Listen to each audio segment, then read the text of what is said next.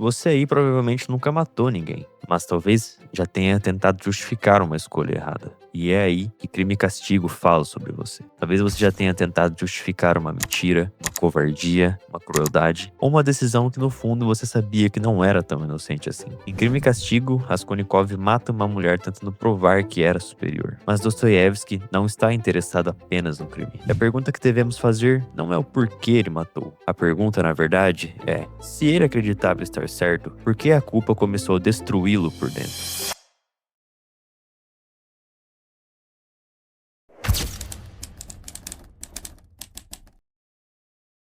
Raskolnikov é um jovem estudante pobre, isolado e orgulhoso. Ele vive em São Petersburgo, cercado por miséria, calor, doença, sujeira e desespero. Mas o ambiente mais sufocante do livro não é a cidade, é a sua própria mente. Raskolnikov não é apenas alguém sem dinheiro, ele é alguém dominado por uma ideia. E a ideia parece, à primeira vista, quase que intelectual, quase filosófica, quase brilhante. Para ele, existem apenas dois tipos de pessoas: as pessoas comuns e as pessoas extraordinárias. As pessoas comuns obedecem, vivem dentro das regras, aceitam os limites da moral, da lei, da religião e da sociedade. Elas sofrem, trabalham, se submetem, envelhecem e depois desaparecem. Mas os homens extraordinários seriam diferentes. Eles seriam aqueles que mudam o curso da história, aqueles que criam novas leis, aqueles que não se limitam à moral dos outros, porque carregam dentro de si uma espécie de destino maior. Na cabeça de Raskolnikov, se um grande homem precisa ultrapassar uma regra para realizar algo importante, talvez essa regra possa ser quebrada. E se for necessário cometer um crime para produzir um bem maior, talvez esse crime possa ser justificado. É uma ideia perigosa justamente porque não aparece como maldade. Ela aparece como uma grandeza,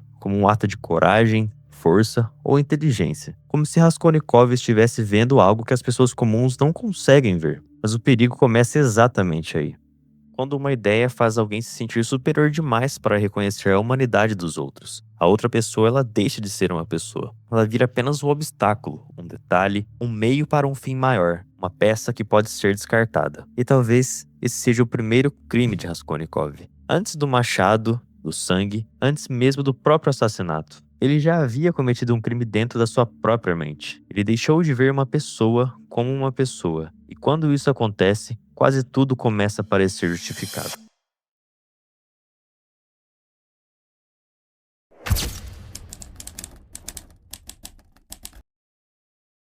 O crime de Raskolnikov não começa quando ele levanta o machado. Começa antes. Começa quando ele passa a acreditar que certas pessoas podem ser sacrificadas em nome de uma ideia. Começa quando ele transforma uma velha agiota em símbolo de tudo aquilo que ele despreza. Para ele, aquela mulher não é apenas uma pessoa. Ela é um peso, uma presença inútil. Alguém que explora os outros. Alguém cuja morte, na sua lógica completamente distorcida, poderia até gerar um bem maior. E é por isso que o assassinato em Crime e Castigo não é apenas uma tentativa de conseguir dinheiro. É um teste. Raskolnikov quer testar a si mesmo. Ele quer saber se é comum ou extraordinário. Quer saber se faz parte da massa fraca que obedece ou dos homens superiores que ultrapassam os limites. Ele não quer apenas matar uma mulher. Ele quer matar a dúvida sobre si mesmo. E essa é uma das chaves do livro. Raskolnikov tenta usar o crime como uma prova de grandeza. Mas, depois do assassinato, algo inesperado acontece. Ele não se sente livre, não se sente superior, não se sente confirmado. Ele começa a se desfazer. A teoria que parecia tão forte dentro da sua cabeça começa a falhar quando entra em contato com a realidade. Porque uma coisa é imaginar o mal, outra coisa é cometê-lo. Uma coisa é criar uma justificativa, outra coisa é viver depois dela. E Dostoiévski entende isso profundamente. Ele mostra que o pensamento humano pode ir muito longe da abstração, pode criar sistemas, teorias, explicações e argumentos, mas existe um limite entre pensar e fazer. E quando esse limite é atravessado, a pessoa descobre que não controla as consequências internas do próprio ato. Raskolnikov achava que seria capaz de suportar, mas não suporta. E é aí que começa o verdadeiro castigo.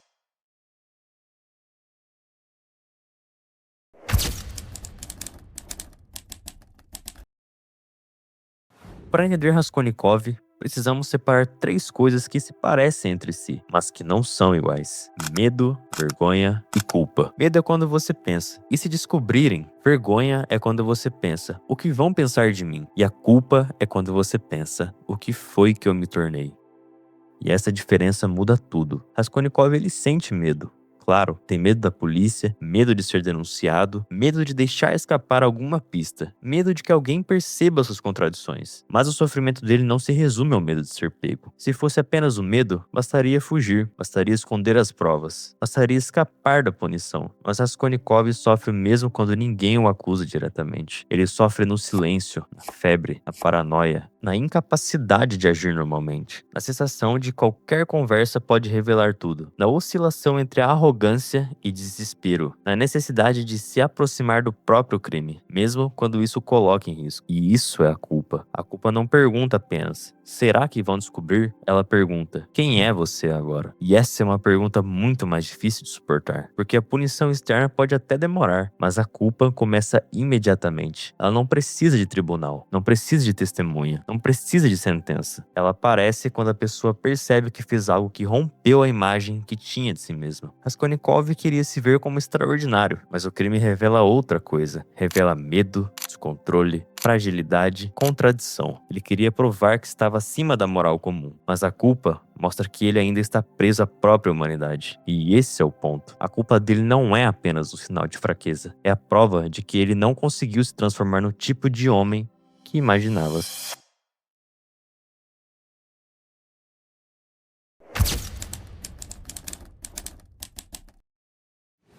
A mente humana é extremamente habilidosa em criar justificativas. Às vezes, antes mesmo de fazer algo errado, nós já começamos a montar a defesa. Eu precisei fazer aquilo. Não foi tão grave. Todo mundo faria igual. Eu não tinha escolha. Aquela pessoa mereceu. Eu fiz por um motivo maior. Foi necessário. Raskolnikov faz exatamente isso. Ele tenta transformar o crime em raciocínio. Tenta transformar a vítima em argumento. Tenta transformar o assassinato em uma espécie de experimento moral. Mas Dostoiévski mostra que existe uma diferença entre construir uma justificativa e conseguir viver com ela. A mente de Raskolnikov diz: você fez o que precisava ser feito, mas o corpo dele responde com febre. A mente diz: você é superior, mas a consciência responde com desespero. A mente diz: isso foi uma prova de grandeza, mas o sofrimento dele mostra outra coisa. Mostra que a justificativa não convenceu a parte mais profunda dele. E talvez essa seja uma das ideias mais fortes de Crime e Castigo. A consciência nem sempre aceita aquilo que a inteligência consegue explicar. Você pode ter sim bons argumentos, pode parecer muito convincente, pode organizar uma teoria inteira, pode até convencer outras pessoas, mas existe algo dentro de nós que nem sempre se dobra a uma explicação. E quando esse algo resiste, nasce a culpa. A culpa é a rachadura entre o que você fez e a história que você conta para suportar o que fez. Raskolnikov tenta narrar o próprio crime como um ato racional, mas a consciência dele insiste em narrar aquilo como queda. E essa disputa começa a destruí-lo.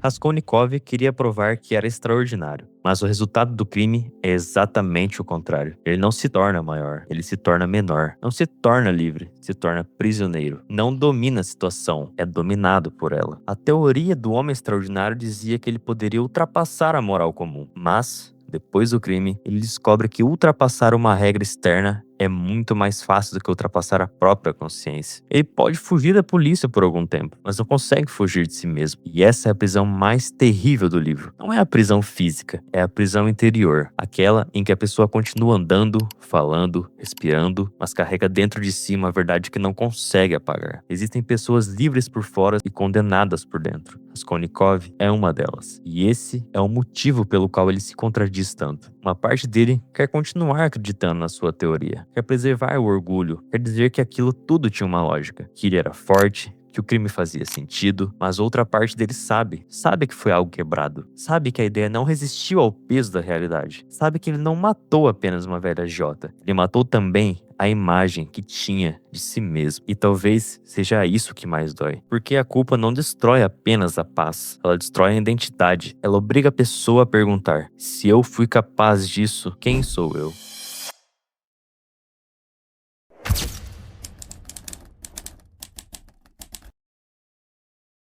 dois personagens são fundamentais para entender a queda de Raskolnikov: Porfiri e Sônia. Porfiri é o investigador, mas ele não funciona apenas como um policial tentando resolver um caso. Ele é quase um investigador da alma. Porfiri entende que Raskolnikov não está sendo traído apenas por pistas externas. Ele está sendo traído por si mesmo, pelas suas contradições, reações, pelo orgulho e pela sua tensão, pela necessidade estranha de se aproximar do próprio crime. Porfiri percebe que há algo em Raskolnikov que quer ser descoberto. Essa é uma ideia muito forte. Às vezes, uma pessoa culpada não quer apenas escapar, ela também quer parar de fugir. Porque fugir exige manter uma mentira viva o tempo todo, e manter uma mentira viva cansa. Porfiri pressiona Raskolnikov pela inteligência. Ele cerca, observa, provoca e espera. Ele sabe que a culpa trabalha em silêncio, mas Sônia representa outro caminho. Ela não é a força da investigação, ela é a força da compaixão. Mas não uma compaixão fraca. Sônia não diminui o crime, não diz que aquilo não foi grave. Não transforma o erro em algo aceitável. Ela oferece algo mais difícil, a possibilidade de reconhecer a queda sem transformar essa queda no fim absoluto da existência. Sônia aponta para a confissão, para o sofrimento assumido, para uma forma de redenção que não apaga a culpa, mas a atravessa. Porfiri leva Raskolnikov até a verdade pela pressão. Sônia leva Raskolnikov até a verdade pela presença. E os dois, de maneiras diferentes, colocam a mesma pergunta diante dele: você vai continuar defendendo a sua teoria, ou finalmente encarar o que fez?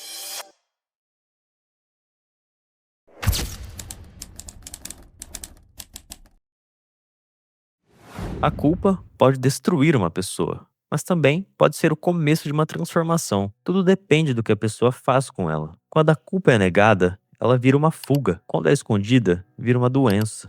Quando é racionalizada, vira um auto-engano. Quando é usada para alimentar o orgulho, vira cinismo. Mas quando é encarada, pode virar uma responsabilidade. E essa é uma das ideias mais profundas do livro. A culpa, por si só, não salva ninguém. Muita gente sente culpa e continua igual. Muita gente sente culpa e fica amarga. Muita gente sente culpa e tenta transferir o peso para os outros. Muita gente sente culpa e cria uma nova justificativa para não mudar. Mas em Raskolnikov existe uma possibilidade diferente. A culpa começa como destruição, mas pode se tornar passagem. Ela pode abrir uma porta. Não porque o sofrimento seja bonito, não porque errar seja necessário, não porque o crime possa ser romantizado, mas porque a culpa obriga Raskolnikov a encontrar uma verdade que ele tentou evitar desde o início. Ele não é um ser acima dos outros. Ele é humano, frágil, orgulhoso, contraditório, responsável. E a redenção, em Dostoiévski, não é um alívio fácil. Não é uma frase bonita no fim de uma tragédia. É uma travessia, e toda travessia exige abandonar alguma coisa. No caso de Raskolnikov, ele precisa abandonar a imagem grandiosa que criou de si mesmo. Precisa abandonar a fantasia de superioridade. Precisa abandonar a ideia de que sua inteligência o colocava acima do bem e do mal. Porque talvez seja impossível recomeçar quando a pessoa ainda está apaixonada pela mentira que a destruiu.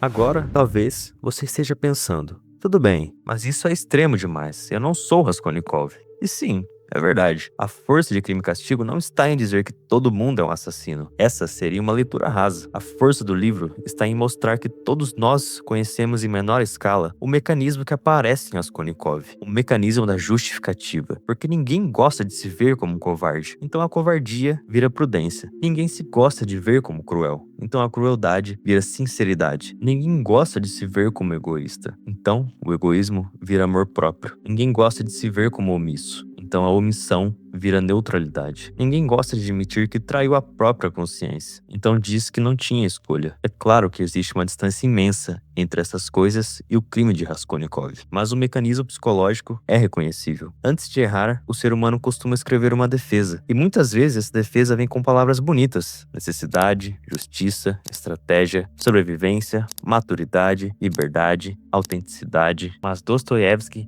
nos obriga a perguntar. Quantas vezes usamos palavras nobres para esconder escolhas pequenas? Quantas vezes chamamos de coragem aquilo que era orgulho? Quantas vezes chamamos de sinceridade aquilo que era agressão? Quantas vezes chamamos de liberdade aquilo que era fuga? Quantas vezes chamamos de amor próprio aquilo que era incapacidade de amar? E esse é o ponto em que Crime e Castigo deixa de ser apenas um livro russo do final do século XIX. Ele vira espelho, porque Raskolnikov é extremo. A sua lógica aparece, de formas menores, em todos nós. A lógica de acreditar que, no nosso caso, a regra deveria ser diferente, que a nossa dor justifica tudo, que a nossa inteligência nos torna exceção, que a nossa intenção limpa as consequências, que o mal cometido por nós é diferente do mal cometido pelos outros. E talvez Dostoiévski seja tão incômodo porque ele mostra que não basta perguntar o que eu fiz. Às vezes, a pergunta mais difícil é: que história eu contei para conseguir fazer isso?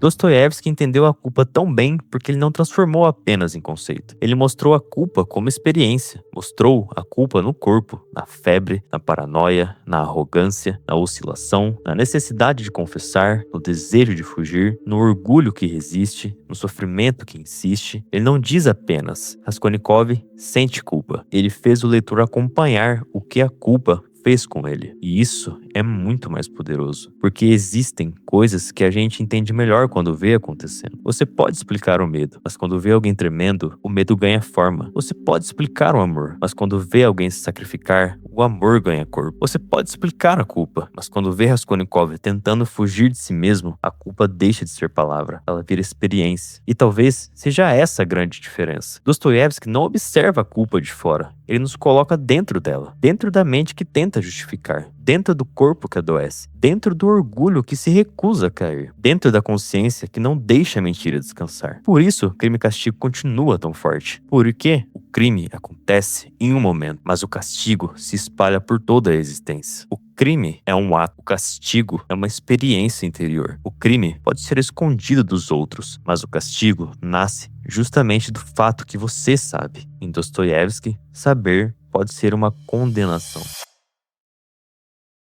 No fim, Crime e Castigo não é apenas a história de um homem que matou. É a história de um homem que tentou provar que estava acima da moral e descobriu que continuava preso à própria consciência. Raskolnikov queria saber se era extraordinário, mas a culpa mostrou que ele ainda era humano. E talvez essa seja a parte mais cruel do livro. Nenhuma justificativa foi forte o suficiente para apagar aquilo que ele sabia sobre si mesmo. Nenhuma teoria conseguiu calar completamente a consciência. Nenhum argumento conseguiu transformar queda em grandeza. Dostoiévski entendeu que o ser humano não é apenas aquilo que faz, é também aquilo que tenta justificar, é aquilo que tenta esconder, aquilo que não consegue esquecer e aquilo que, em algum momento, talvez precise confessar para continuar vivendo.